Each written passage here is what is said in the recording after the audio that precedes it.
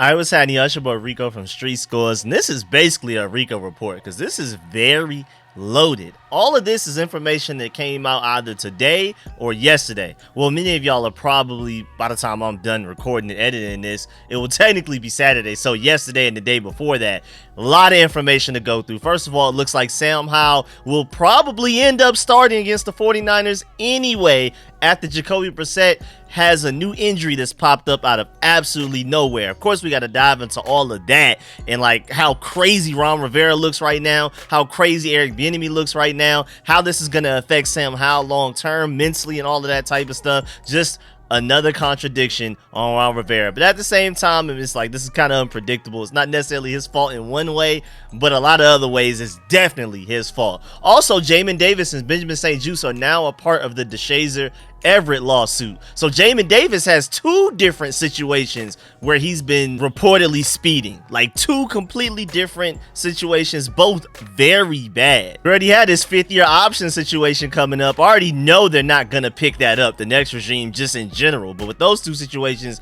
is Jamin Davis even gonna be able to play football? Because we were worried about him playing this season, and then they somehow got it delayed until the next offseason. Now he's on IR and has two different severe speeding situations going on. This is crazy. Also, Daniel Snyder is attached to some Rico claim right now. You know, this whole Rico thing is going around, especially down here in Atlanta, and now Snyder is one of them where it's being attached to his name. We're going to talk about that real brief, though. That's not something we're going to super dive into. Also, bruh, with these injuries right now, we don't have any DBs left, dog. Oh my God, this 49ers game, whoo-wee. If you want a higher draft pick, you are in heaven right now, because we got to break down this injury report for the Commanders. Not only just Sam Howell, but like it feels like half the team is gone, either on IR or just already pronounced out. And again, most notably the secondary.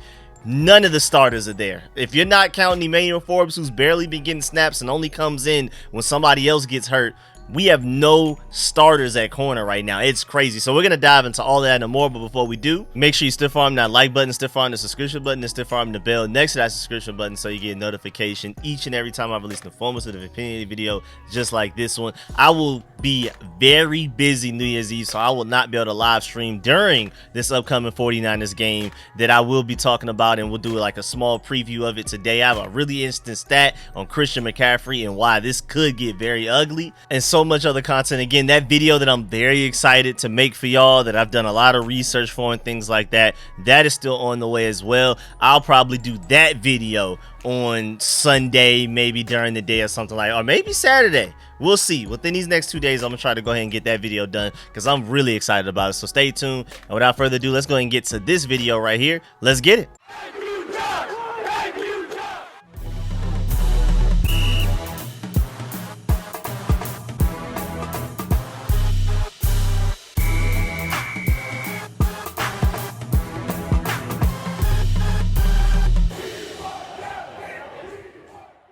All right, so let's go ahead and talk about this Jacoby Brissett situation first. Let's go ahead and get this out the way because this is crazy. So I was out. I wasn't even at home, and I saw Adam Schefter tweet, Commanders quarterback Jacoby Brissett is being added to the injury report due to hamstring tightness and will be listed as questionable for Sunday's game versus the 49ers. If he can't start, Sam Howell would. So, of course, that's one of the first questions that comes up. Like, if it's not Jacoby Brissett, will it be Jake Fromm? Like, are we just permanently benching Sam Howell regardless? It's more of a Sam Howell thing than a Jacoby Brissett thing. The fact that Sam Howell is next up, it seems like they're trying to paint it as more so Jacoby Brissett looks better than Sam Howell looks worse. More of like a glass half full kinda, where, because I mean, if they really hated Sam Howell and they truly meant this whole bench situation, it would be Jake Fromm up next. If they were just truly not trying to play Sam Howell. And again, this goes back to the contradiction which we're going to get to, but this whole trying to protect them thing physically and mentally. I mean, Jacoby Brissett gets hurt, now what? Say if Jacoby Brissett wasn't even on the roster at all and you're trying to protect Sam Howell physically and mentally, what was your next step? Jake Fromm is there. So if you are trying to do what you say you're trying to do and avoid playing Sam Howell in the situation that we're in right now with the O-line beat up and stuff like that, why does Jacoby Brissett automatically just promote Sam Howell back as the starter? If you truly felt like Sam Howell shouldn't start anyway, I'm so confused by this. But Ron Rivera did say that Brissett reported hamstring tightness after meetings on Thursday and got treatment last night, as in Friday, I guess, or Thursday night. And then this morning called it surprising. And then if JB can't go Sunday, it'll be back to Sam Howell. So Ron Rivera has already confirmed that we will go back to Sam Howell if Jacoby Brissett cannot play. We'll see. I mean, maybe we get to Sunday against the 49ers. Jacoby Brissett is all good. And then all of this chaos and drama is just completely null and void. But you never know, man. Maybe Jacoby Brissett can't go. And at this point, again, we're going to talk about the injury report. Doesn't matter who our quarterback is. We're not winning that game. I bet anybody watching this video any type of money, they would not beat the 49ers. They want to win. They actually have a reason to win with playoff seeding. And then all of this is going on. And then even when we were fully healthy, and that's the saddest part about this season. When we were losing games, we were arguably one of the healthiest teams in the NFL. This is one of those absolutely no excuse seasons. We're pretty banged up now, but we've only recently become like super banged up basically since we were already out of the playoff running, after we already started going on a crazy losing streak. That's really the biggest indictment and sadness. Boy, this season really sucked. The fact that this was a very healthy season to basically start with. I mean, through a lot of it, we had a lot of our main contributors starters and all of that type of stuff. So there's like literally no excuses like we typically have other seasons. I mean, I guess you can still blame the refs in some situations, especially some of those Eagles games and a couple of other games. But man, injuries is not one of them, man. That's what's really crazy about this season. But either way, man, we don't look like we're ready to beat these 49ers, even fully healthy. Even fully healthy, we couldn't beat the Bears when we really wanted to at home, or the Giants even once, the two times we played them, with backup second-string quarterback Tyrod Taylor and third-string quarterback Tommy DeVito, who's already come back down to earth to the point that Tyrod Taylor's already starting again. We made Tommy DeVito into the Giants version of Taylor Heineke. This man was out here doing a whole press run, getting interviews everywhere. His agent was famous on NFL Network and stuff like that. It was crazy. That's how good we made Tommy DeVito look. That's how bad we've been this season. So if you're worried about the Commanders potentially winning another game this season, I doubt it. I think we got that top 3 pick secured. And again, we lose 2 more games and the Cardinals win at least one of these last 2 games, we move up to the 2nd overall pick, which is crazy. But one of those things that Ron Rivera mentioned was that they found out after meetings, or meetings before or after practice. Because if it's before practice, and I don't know, I'm just asking, if it was before practice, why was it not reported after Thursday's practice? Why was it reported Friday morning? So if that's a thing where they just afraid to admit their mistake on the Sam Howell situation, like, oh man, this is gonna look crazy when we come out and say Sam Howell's the starter again. Please, Jacoby Brissett, let us know by tomorrow if you're good to go. And then Friday morning he wasn't good to go. So now I don't know. That's just me completely throwing that out there. I don't know if meetings happen before or after practice, but it's still a crazy situation. It's really wild. And I know everybody in the Commanders organization, especially Ron Rivera and Bieniemy, are sick, because you just told everybody out loud that Howell is over with, mentally destroyed. You claim you're trying to bench him for his benefit, and now you got to send him back out there immediately. You didn't even get to technically bench him as a starter one game. You've benched him twice after he already started in the game. This upcoming game against the 49ers was going to be the first game that he didn't start ever since he started last year, that last game of the season against the Cowboys. He's been on a starting streak his whole NFL career since then. The first game that he was supposed to not start, all of this happens, and now he is probably going to end up starting again, and it's not going to feel genuine. It's not going to feel any type of good. You're going to send him out there against them crazy 49ers, who are also angry. Let's not forget about the fact that the 49ers are angry after the way they got embarrassed by the Ravens at home in San Francisco. They pulling up with that work for us, boy. It's about to get ugly. And again, man, I know Jake Fromm is over there looking like, hey, man, y'all just said y'all was going to bench Sam Howell. So this is more of a Jacoby Brissett thing than a Sam Howell thing. I thought it was a Sam Howell situation. If it is, keep him benched. Play me. I'm pretty sure that's how Jake Fromm feels right now. But then again, I'm not even sure if he wants to end up going against these boys over there coming from the 49ers, boy. That all-pro defense on the way. Angry? Hey, man, they probably playing hot potato. I'm pretty sure Sam Howell's like, man, they already benched me. I don't even care anymore. Jake Fromm, you got it. Jake Fromm is like, hey, man, any team but that one, you go ahead and start. You good. All of that type of stuff. And I'm pretty sure Jacoby Brissett is probably upset with the fact that he's hurt. But, I mean, there has to be a little bit of like, whoo, at least I ain't got to go against that. But, yeah, man, again, Ron Rivera confirmed it himself. Sam Howell will start if Jacoby Brissett's not able to go, which is crazy. Now, on one side, it is sad. Ron Rivera just cannot catch a break. I mean, you bench Sam Howell Wednesday. You decide that Jacoby Brissett is going to be a starting quarterback more than likely for the remainder of the season. Only 2 games left. Basically saying that Sam Howell is mentally broken, physically broken, needs a reset. Just sit him down. He can't handle this.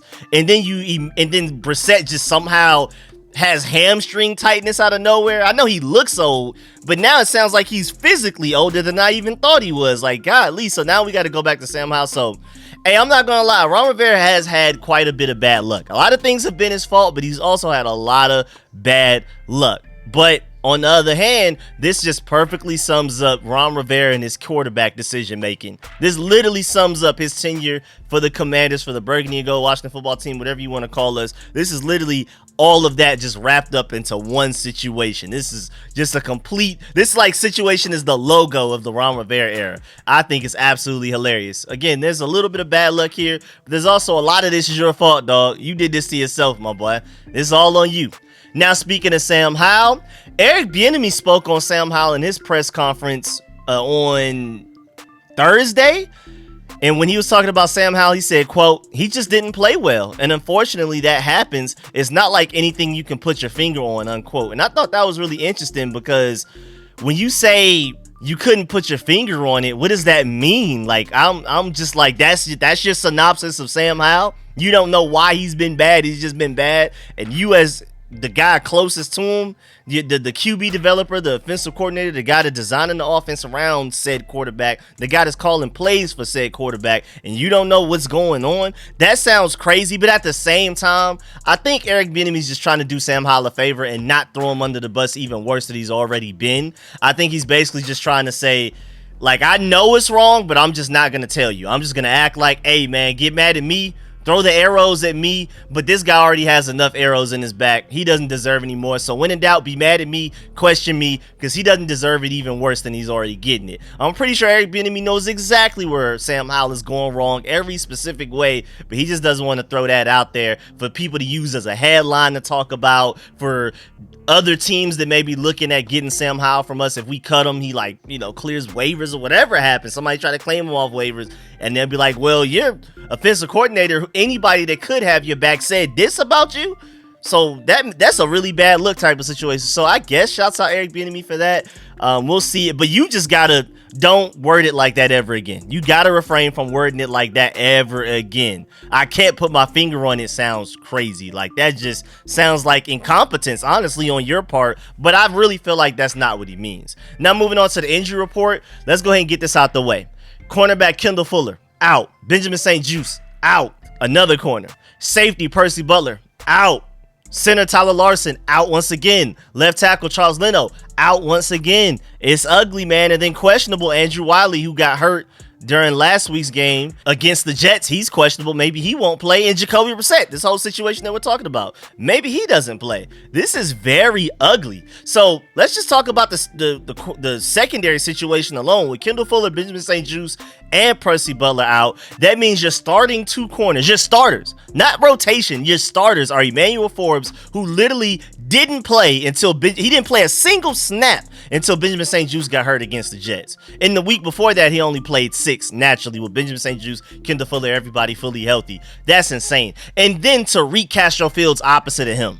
So between Deebo Samuel, Brandon Ayuk, Christian McCaffrey, George Kittle, all of those guys, Tariq Castro-Fields, and Emmanuel Forbes. Good luck. And then as far as safeties go, Quan Martin's going to play some type of safety and a little bit of nickel. And then you have Cameron Curl, and Terrell Burgess is now your additional safety next to Cameron Curl. instead of who has been for a while now, Percy Butler, because Derek Forrest, who's technically supposed to be our starting safety, has been out pretty much the entire season, it feels like. So now your secondary, again, is Tariq Castro-Fields, Emmanuel Forbes, Quan Martin, Cameron Curl, and Terrell Burgess. Just a review, hey, man, that doesn't sound good, man. If we hold the 49ers below 40 points, I will be proud of this secondary. But this is what I've been asking for. I want to see the young guys go out there, and even if you're getting cooked, I just want teaching tape, I want development, and I want something to evaluate in the offseason. We need to find out why you got cooked, rather than just kind of trying to guess or infer or whatever, or hypothesize. How about you go against these elite receivers, these starting caliber NFL receivers, and now we have all 22 of you getting cooked, or you never know. Maybe you actually just go out there, develop, and ball out. Doubt it, but even worst case scenario, you're getting cooked out there. Now we have exact all 22 teaching tape to use in the entire offseason for you to get better. And that's not only just how you practice, that's how you eat, that's how you exercise. Maybe you look at the tape like, oh man, Deebo Samuel got me with strength here. It wasn't even quickness, it was strength. So I need to work on bulking up and getting my strength up in the offseason. It's little things like that the more guys like Emmanuel Forbes, Tariq Castro-Fields, Quan Martin, all those guys play, the younger guys, the more they play, the better. So I just haven't been understanding why once we were officially eliminated from the playoffs, and even maybe before then, we didn't start playing the younger guys more often.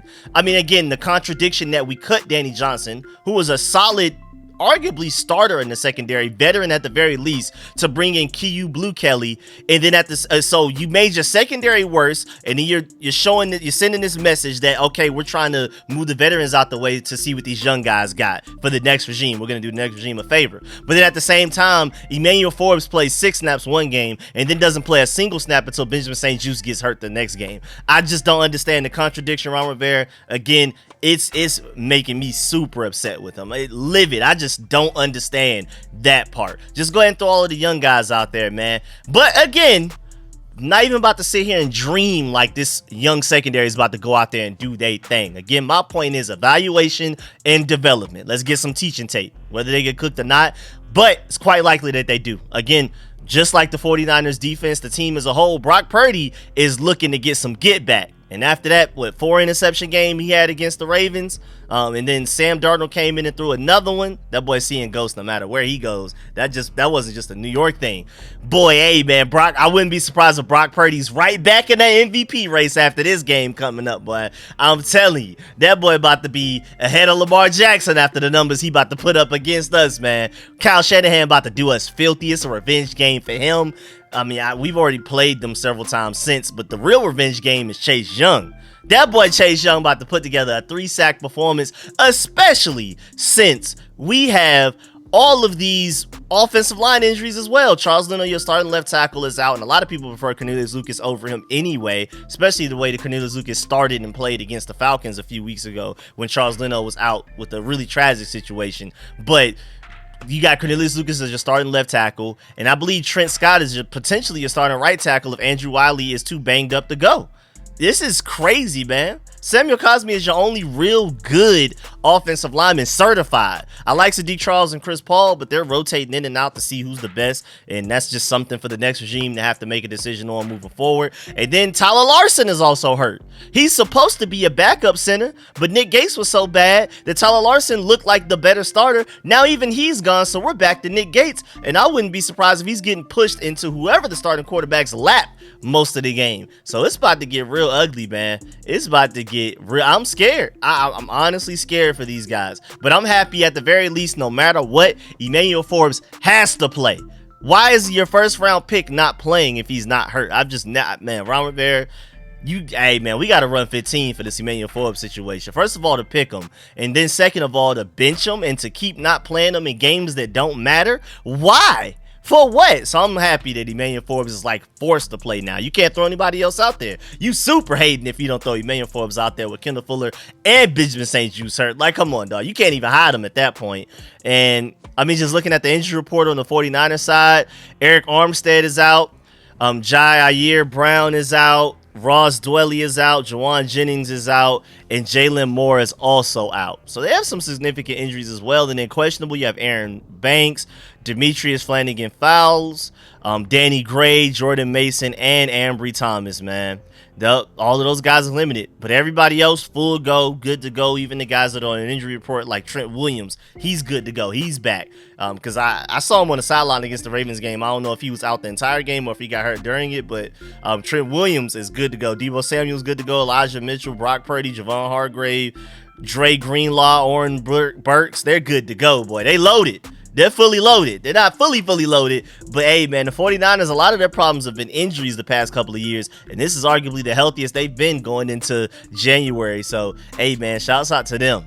And I know Josh Harris. I know, like, Ron Rivera with this whole injury situation, it's kind of like, yeah, man, we might as well not even go ahead and force these veterans to play. They're banged up. Let's just save them. Let's not risk injury for those guys. If anything, that could help, like, a guy like Kendall Fuller get that next contract because he's an unrestricted free agent. Or like Benjamin St-Juste, who has, like, another year in his contract. He's a 2025 free agent after the next regular season. And it's like, yeah, let's just keep you healthy so you can do whatever you can to show this next regime that you belong here and things like that. And also at the same time, like I've been screaming, let's evaluate the young guys, move the older guys out the way, let's evaluate the young guys. I'm pretty sure Josh Harris loves all of that, but I'm pretty sure his main objective is you better not win any more games this season. If there's anybody at risk of winning us games, you better send them. If Jacoby Brissett goes out there and is balling out, you better pretend his hamstring is acting up and pull him and throw Jake Fromm in there because Sam Howell is mentally weak. I'm pretty sure Josh Harris wants that top 3 pick even more than us fans do. Now, also, another random interesting part about this 49ers upcoming game, this preview, the Commanders have 118 missed tackles this season. That's a lot, dog. Christian McCaffrey is tied for the most broken tackles in the league.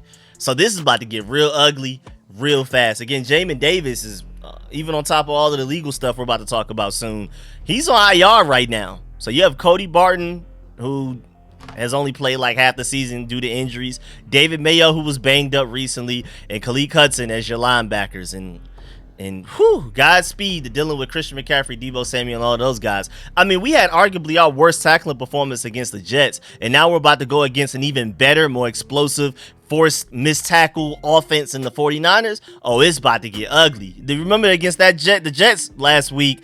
There were plays where it was 3rd and 10. They would throw it 5 yards, and the guy would break 2 tackles and make another 2 guys miss to pick up the first down. Tight end did it, kept doing it like twice. Garrett Wilson did it like twice as well.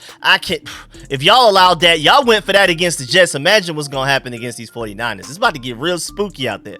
Now, let's talk about this Jamin Davis and Benjamin St-Juste situation, dog. So now there's a $25 million lawsuit that claims DeShazier Everett and the 2 other Washington football players were racing before the 2021 fatal crash. Woo-wee. So Benjamin St-Juste and Jamin Davis are also named in the lawsuit filed by the victim's mother. And then on top of that, Davis is already facing legal trouble for reckless driving from a separate incident. And I mean, we're talking about culture. The whole argument for signing Jamin Davis, every time Ron Rivera has defended the pick, he kept bringing up high ceiling, lots of potential, super athletic freak guy, raw but athletic freak that we can build on, and also super disciplined, culture guy, military background, never have to worry about off the field issues. Well, now not only are we worried about off the field issues and a guy that again is already currently on IR, you have 2 separate off the field issues. So he had that situation with DeShazier Everett where literally his girlfriend died and now the mom is suing everybody, and then also went ahead and had another speeding incident. Are you bored? Like, honestly, are you bored, dog? Like, if you bored, get an Xbox or a PlayStation, man. It shouldn't be that serious, bro. I don't know what you're doing driving crazy mileage. Actually, here's the exact quote. Jamin Davis, quote, was charged with reckless driving 89 miles per hour in a 65 mile per hour zone 4 days before the crash. And then 3 months after the crash, Davis was charged again with reckless driving, this time after allegedly driving his McLaren 114 miles per hour in a 45 mile per hour zone. So there's technically 3 situations. He was driving 89 and 65, which I'm not too mad at.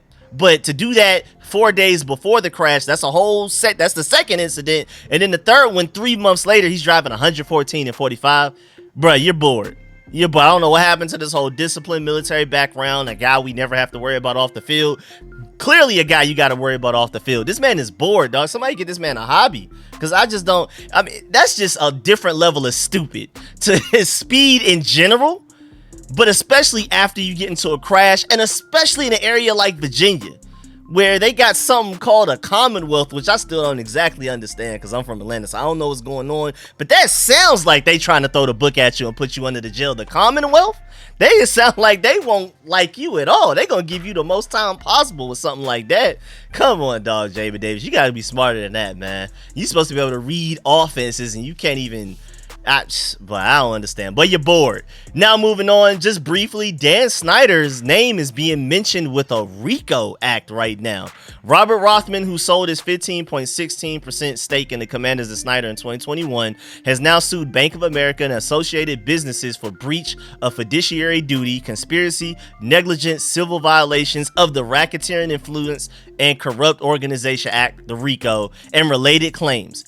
Rothman accuses BOA of unlawfully conspiring with Snyder to orchestrate the sale of the Commander stake at a below market valuation and manipulating conflicts of interest stemming from advising Rothman and Snyder as clients. So it sounds like to me Dan Snyder thinks he's slick.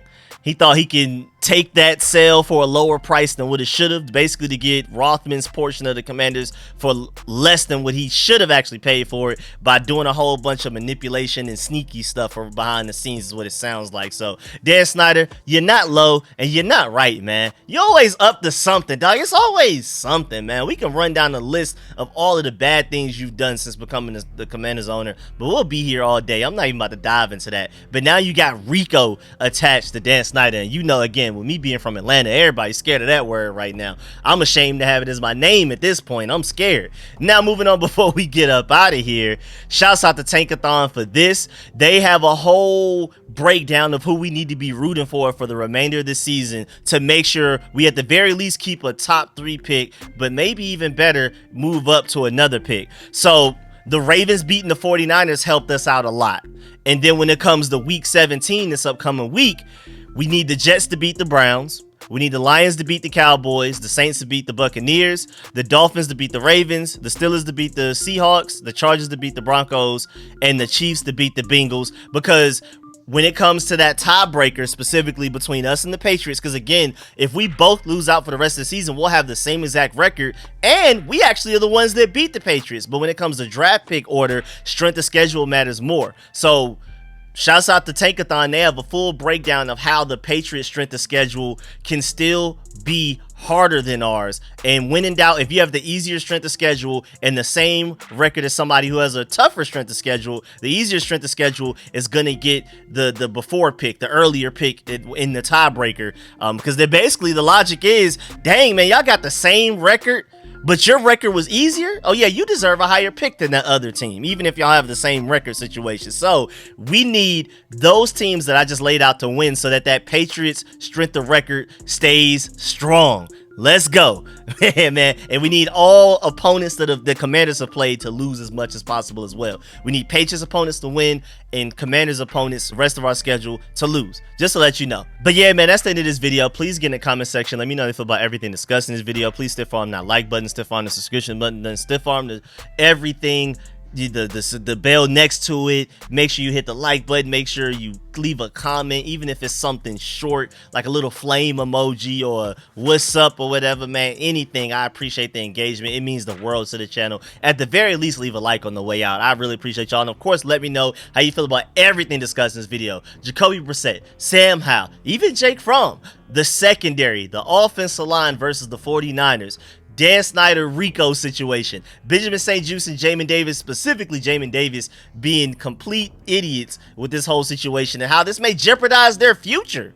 Like, I just don't see Jamin Davis playing for us next year. I was already worried about him playing for us this year. Next year, 2-3 different situations. They already gave you the warning on the first one. And man, let me know how you feel about all of that. And also this potential that we will have at the very least a top 3 pick in this upcoming draft. I'm excited. Let me know how you feel about Rivera and how he feels about this whole situation and how he's handled the QB situation since he's gotten here for Washington, all of that. I appreciate all the support, man. I'm gonna catch y'all later. Shouts out to all of my channel members. I'm gonna catch y'all later. I'm out.